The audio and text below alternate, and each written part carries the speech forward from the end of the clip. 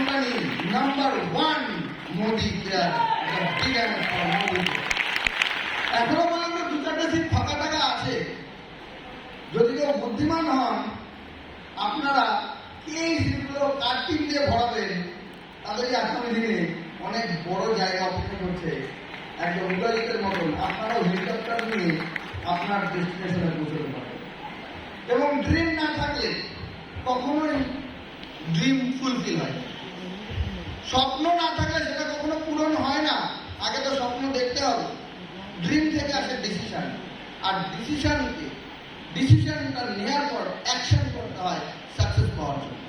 তো সাকসেস জীবনে যারা মনে করেন সাকসেস পেতে চাই, ওই নাকে তেল দিয়ে ঘুমালে, টাইম মতন খেলে, হ্যাঁ, ঠান্ডায় লেপের তলায়, বর্ষায় ছাদের তলায়, হ্যাঁ, আর গরমে এসির ভেতর, তাহলে আর জীবনে সাকসেস আসবে না।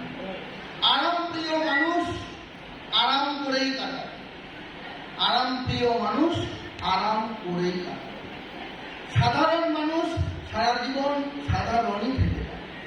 আর যারা অসাধারণ, তারা যেখানেই থাকুক তারা অসাধারণই হয়। কিন্তু অসাধারণ হওয়ার জন্য সাধারণ জীবনযাপন করলে তো হবে না। নর্মাল চাকরি করতাম, তখনও কোনোদিন বাড়ির ভাত খেতে পারি। সকালবেলা কোনো রকমের চা বিস্কুট, ম্যাক্সিমাম দিন তো 1 কাপ চা খাওয়ারও টাইম পাইনি, ট্রেনের জন্য দৌড়ে দৌড়ে ট্রেন ধরতে হয়েছে। আর প্রতিদিন দুপুরবেলা ডাল আর মাছের জল, মাছের জল এই দিয়ে ভাত খেতে হতো। এবং অনেকদিন এরকম হয়েছে সে মাছের জলও শেষ হয়ে গেছে। তারপর হয়তো একটা কেক বা বিস্কুট কিনে বা সন্ধ্যে পর্যন্ত ওয়েট করে একটা এগুলো খেয়ে বাড়ি আসতে হচ্ছে। চাকরি লাইফের কথা বলছি, যেখানে মাত্র 30-40 এরকম স্যালারি। আর যেখানে আমরা লাখ টাকার উপর রোজগার করতে চাই, ধীরে সুস্থে রিল্যাক্সে ঘুম ভেঙে আড়ি ভেঙে উঠে, হ্যাঁ, 1 ঘন্টা ধরে দাঁত মেজে আশেপাশে বাড়িতে কথাবার্তা বলে, পাড়ায় একটু ঘুরে বেরিয়ে, দুপুরবেলা ভালো মন্দ খেয়ে, একটু রেস্ট নিয়ে আরো 1 ঘন্টা ঘুমিয়ে, বিকেলবেলা ঘুম থেকে উঠে মনে হচ্ছে না আমি তো মোদি কেয়ার করি, একটু না বেরোলে কেমন হবে। আপনাকে তো 2 ঘন্টা টাইম দিতে বলেছে। ঠিক আছে, 4টে থেকে প্রিপারেশন নেওয়া হলো, গরম ফরম কমে একটু সন্ধ্যের হাওয়া খেতে একটু 6টা নাগাদ বাড়ি থেকে বেরোনো হলো। আর ঘরের দিকে তাকিয়ে 8টা বাজতে 5 মিনিট বাকি, আমাকে এখনই বাড়ি ঢুকতে হবে। আবার বাড়ি ঢুকে কি মেনু হবে রাতে, সেটা নিয়ে বেশি ব্যস্ত। আপনিও বানাবেন না, যে বানাবে তার উপর তোড়ফোড় করে টাইম মতন খেয়ে আবার টাইম মতন ঘুমানো, আবার সকালবেলা টাইম মতন ওঠা নয়, ঘুম ভাঙলে উঠবো। এইরকম জীবনযাপন করে মোদি কেয়ারে কেন জীবনে কোনো জায়গায় সফলতা পাওয়া যাবে। আরাম প্রিয় লোক কখনো সাকসেস পেতে পারেন না। আরাম প্রিয় লোক জীবনে সাকসেসের খাতায় নাম লেখাতে পারেন না। জীবনে সাকসেসের খাতায় তারা নাম লেখায় যারা লড়াই করে, যারা লড়াই করে, যারা লড়াইয়ের ময়দানে পেছনে তাকায় না কতজন পেছনে আছে। লিডার ফ্রন্টে থাকে একা, তাই সে লিডার। বাকি সব সৈনিক, তাদের কেউ খেয়াল রাখে না। লোকে দেখে নেতাজি সুভাষচন্দ্র বোস, লোকে দেখে লক্ষ্মীবাই, লোকে দেখে আমাদের বাচ্চা ছেলে হোক ক্ষুদিরাম বোস, চন্দ্রশেখর আজাদ, এরকম আরো প্রচুর মানুষ আছে, রাইট? আর কিছু লোক যাদের হাইলাইট করা হয়, আমি তাদের নামই নিতে ইচ্ছা করে। একদিন এত ভেবেছি ক্লান্ত হয়ে গেছি, আবার ঘুমাচ্ছি। হবে দাদা? হ্যালো হ্যালো, যারা ঘুমিয়ে পড়েছেন একটু জাগুন এবার। হেলিকপ্টারে জেগে থাকলে উঠতে পারবেন, ঘুমিয়ে উঠতে পারবেন না। অর্থনৈতিক স্বাধীনতার লড়াইয়ের জন্য প্রস্তুত? Are you ready? কতজন নিজেকে তৈরি করেছেন? সামান্য 30-40 হাজারের ইনকামের জন্য এত বই পড়ে লোক ইংলিশ ভাষা মুখস্থ করে ফেলে, সাথে আবার 4 লাখ 6 লাখ বিভিন্ন জায়গায় 2 বছর 4 বছর ফেকে কোর্স করে আছে পরীক্ষায় বসার জন্য, পাস করবে কিনা পরে না। আর মোদিকারে বলা হচ্ছে সামান্য কটা বই পড়তে, অনেকে তো কেনেই নি, পড়া তো দূরের কথা। আর অনেকে আবার কিনেছি স্যার, কপাটা ধরেছে, এখন টাইম। এদিকে এমএ বিএ ডিগ্রি আছে তাদের, আবার তাদের ডিগ্রি আছে অনেক। অ্যাকচুয়ালি এখানে না কোনো ভয় নেই কারণ। চাকরিতে রেগুলার কেন সকাল থেকে রাত অবধি লোকে কাজ করে জানেন? ভয় আছে, না করলে ছাড়িয়ে দেবে, মাসের শেষে মাইনা পাবে না, আর খেতেও পারবে না, ঘুরতেও পারবে না, পড়তেও পারবে না। লোকে ভয়তে কাজ করে, ভয়তে। লোকে কাজ করে ভয়তে। ইয়েস, ভয়তে। যার বিজনেস আছে তাকে তো কেউ ভয় দেখায় না, না, সে নিজে নিজে ভয় পায়। এত টাকা খাটিয়ে রেখেছি, যদি আমি কাজ না করি তাহলে সব লাভে উঠে যাবে। তাকে ভয় দেখায় না।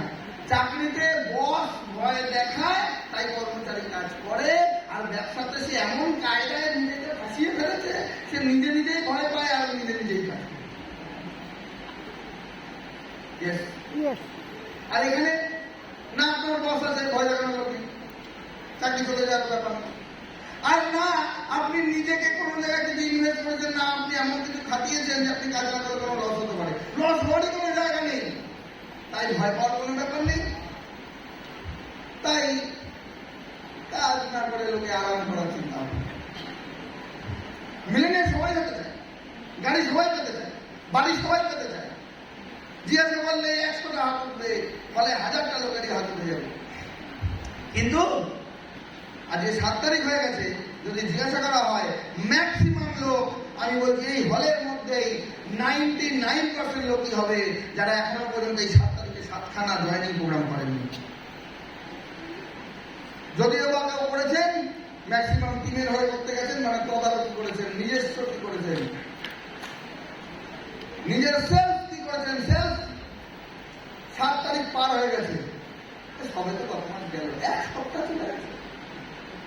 প্রথম সপ্তাহ পর্যন্ত বলে সবে তো আগের মাস গেল, আর পরের সপ্তাহ বলে এই তো এবার কাজ করছি।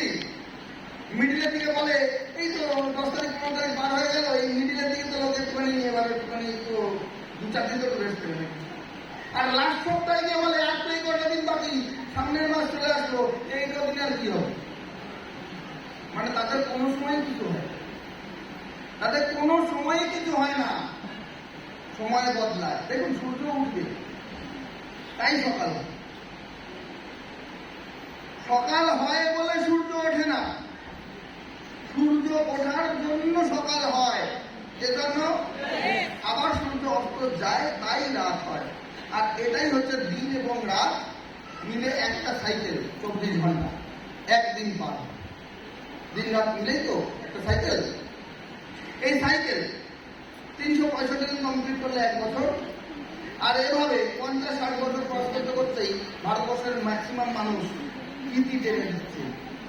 কারণ ভারতবর্ষের ম্যাক্সিমাম মানুষ এখন তাদের গড় আয়ু হচ্ছে 56 ইয়ার্স, মাত্র 56 বছর তাদের গড় আয়ু। কেউ কেউ গড়িয়ে গড়িয়ে 70, 75, 80, 85, 90, 100 সেঞ্চুরি করে দিলে বিশাল আনন্দ। লাভ কি? লাভ কি? কেউ 14 বছর বেঁচেও পৃথিবীতে বিখ্যাত হয়ে যাচ্ছে, আবার কেউ 114 বছর বাঁচলেও 14টা লোক তার নাম বলতে পারবে না। কতদিন বাঁচলেন সেটা ফ্যাক্টর না, কতদিন আপনি কি করলেন সেটাই ফ্যাক্টর। আমি বলি না ঠাকুরদার বাবার নাম মনে থাকে না, কিন্তু রবীন্দ্রনাথের নাম মনে থাকে, রাইট? বাবরের নাম মনে আছে, ওরে বাবারে কত রকম কত জেনারেশন মনে থাকবে না। তাকে কবিতা আবিষ্কার হয়েছে, বাবার হইল আবার জ্বর সারিল ঔষধে। হ্যাঁ, মানে সে তাদের ফ্যামিলি ছেড়ে দিন, আমাদের গোষ্ঠী শুদ্ধ সবাই মুক্ত করে ফেলেছে। বাবর কবে সাম্রাজ্য স্থাপন করেছে, আপনার ঠাকুরদা কবে নতুন ঘর বানিয়েছিল আপনি জানেন? বাবর এসে সাম্রাজ্য স্থাপন করলে সেই খবর আছে আপনার কাছে, আর আপনার ঠাকুরদা কখন ঘর বানালো সেই খবর নেই। আপনার সাম্রাজ্য তো ওই ঘরটাই, ঠাকুরদা বানিয়েছিল। এটা জানা উচিত না? নিজের ফ্যামিলির হিস্ট্রি জানে না, ভারতবর্ষের হিস্ট্রি, পৃথিবীর হিস্ট্রি জানতে চলে যাবে না। অ্যাকচুয়ালি আপনার দোষ না, আমাদের কারোর দোষ না। ঠাকুরদার বাবাই ছিল সেরকম লোক, পাত্তা দেওয়ার মতনই না। হ্যাঁ, সে প্রতিদিন রান্না করেছে আর পরের দিন পান্তা খেয়েছে, তা পাত্তা পাবে কি করে? সে যদি পাত্তা পাওয়ার মতন কাজ করতো না, তার মূর্তি থাকতো চারিদিকে। হ্যাঁ, আপনার ঠাকুরদার বাবার থেকেও বেশি বয়সী লোক, তার ছবি হয়তো আপনার ঘরে আছে। আর বেশিরভাগ লোক বলে না ঠাকুরদার বাবার কথা মনে নেই কেন, মানে ব্যাপারটা হচ্ছে তখন ক্যামেরা তো সেরকম ছিল না এরকম। আমি বলি যে তার থেকে পুরোনো দিনে ছবি করতে আসে গো, তখন ক্যামেরা কোথা থেকে এসেছিল? আসলে তেমন না, ঠাকুরদার বাবার ছবি তোলার মতন কোনো কন্ডিশনই ছিল না, কোনো প্রয়োজনই ছিল না। আর যাদের সময় ক্যামেরাও ছিল না, মানুষ তাদের ছবি এঁকে দেয়ালে বাঁধিয়ে রেখেছে। হ্যালো, আপনি কি করবেন? জন্মিলে মরিতে হবে অমরকে কথা কবে, কিন্তু অমর তো তারাই হবে যারা বেঁচে থাকাকালীন কিছু কাজ করবে। সমস্যার সমাধান যে করবে তাকেই মানুষ মনে রাখবে।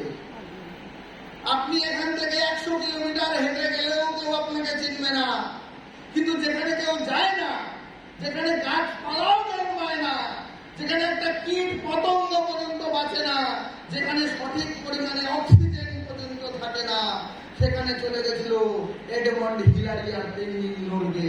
তাই বইয়ের পাতায় তাদের নাম লেখা আছে, মানুষ তাদেরকে চেনে এবং জানে। তারপরেও বহু মানুষ যাওয়ার সাহস করতে পারেনি বা সাহস করে গিয়েও সেখানে পৌঁছতে পারেনি। কিন্তু কিন্তু আরো একজন ভদ্র মহিলা যার 2 পা কেটে গেল, সেই অবস্থায় সে ভাবলো পা নিয়ে লোকে যেতে পারে না, পা না থাকাকালীন সেখানে যাবে। অরুণিমা সিনহা। সবার মনে দাগ কেটে গেল, এভারেস্ট জয় করল। সে যদি 3 তলা বিল্ডিং জয় করতাম, শুনতেই পাইনি 3 তলা বিল্ডিং ছাদের দেখি আমি 3 তলা বিল্ডিং জয়। এভারেস্টের সিঁড়ি উঠলে এভারেস্ট জয় হয়, 3 তলা বিল্ডিং এর সাথে উঠলে বিল্ডিং জয় হবে না? কে হলো? আরে যখন এভারেস্ট জয় করা মানে কি অন্য কিছু না, এভারেস্টের উপরে গিয়ে যুদ্ধ করতে আসবে তা তো না। এভারেস্টের উপরে গিয়ে একটা ভাল্লুক মেরেছি তার বিল্ডিং জয়, তা তো না। হ্যাঁ, উপরে গিয়ে একটা অঙ্ক করে সলভ করেছি তাদের জয় করা, তা তো না। এভারেস্টের মধ্যে উঠে গেলাম, ওটাই জয় করা, রাইট? 3 তলা ছাদে উঠলে জয় হয় না। আরে 5 তলা 10 তলা ছাদে উঠে একটা পতাকা নিয়ে বলবেন 10 তলা জয় করেছি। হ্যাঁ, ওকে থামাতে হবে হাট এখান থেকে। হ্যাঁ, এটা জয় করা বলে নাকি? কঠিন পরিস্থিতি যেটা সকলে করতে পারবে না, যেটা আপনি করছেন তাকে বলে জয় করা, তাকে বলে সাকসেস। আর আপনি এসে বলেন আপনি আপনার কথা লোকে শোনে না। আরে নিজের অপমান কেউ সেজে করে।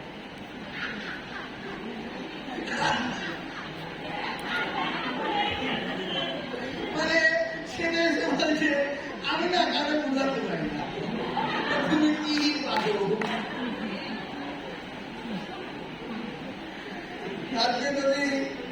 আর যদি কোনো মা বলে আমি আমার বাচ্চাটা দিয়ে সামলাতে পারি, হ্যাঁ, যদি এগুলো বলে কি হবে? ওই মাকে সমাজ কি বলবে?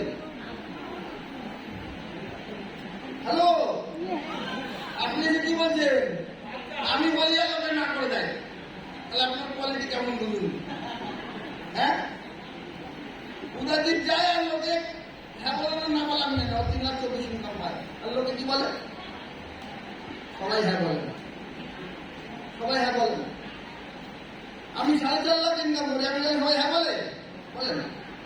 কিন্তু আমি খুঁজে বেড়াই, সারাদিনে অন্তত 2-4টে হ্যাঁ তো বার করতেই হবে। উদাহরণ খুঁজে বেড়ায় যে না হ্যাঁ করা মানুষের কাছে আমার পৌঁছতে হবে। ওই 3টে না শুনে মন খারাপ আমাদের হয় না। আমাদের মন খারাপ হয় তখন সারাদিনে যদি 3টে হ্যাঁ বার করতে না পারি, তাতে 30 জায়গায় যেতে হয় হবে, কিন্তু ওই 3টে হ্যাঁ বার করতে। একটা গল্প ছিল কেন নাচে আর বৃষ্টি হয়। হ্যাঁ, অনেকদিন বৃষ্টি হলো, তাকে নাচ করতে বলতে, হ্যাঁ সত্যি সে নাচ করা শুরু করলো। 1 দিন 2 দিন 3 দিন 4 দিন 5 দিনের বেলা বৃষ্টি হলো। এবার রাজা সেজেছে বলে সত্যি তো তুমি নাচলে বৃষ্টি হয়? হ্যাঁ, কি করে এটা হয়?